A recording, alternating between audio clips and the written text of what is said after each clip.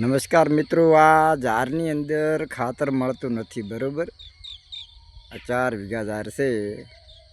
શું કરવાનું ઝારને કહો? હવે ખાતર વણું શું કરવાનું? સરકારને કહેવા માગું છું કે ભાઈ ખાતર તમે ગમે કરી છૂટ કરો. શા માટે તમે ખેડૂતને હેરાન કરો છો?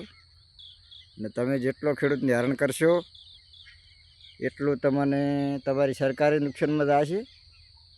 અને અમારે તો નમ્ર વિનંતી, ખેડૂત સાચી મજૂરીનો પૈસો કમાવાવાળો ખેડૂત છે.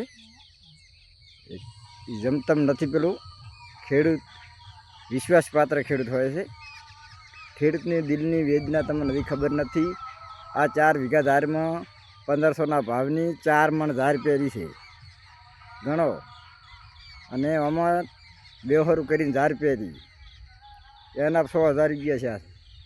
હવે આ ખાતર મળતું નથી. ઓનાથી મોટી ઝાર થઈ શકે એમ નથી.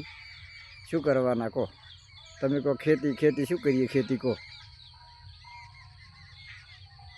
આના વિશે તમારે જે કહેવું હોય કહી શકો છો. ખાતર નથી મળતું એના માટે કમેન્ટ કરો મિત્રો. તમે શું કહેવા માગો છો? જે કીધું એ સાચું કીધું છે કે ખોટું? જય જવાન, જય કિસાન. લાઈક અને સબસ્ક્રાઈબ કરજો મિત્રો.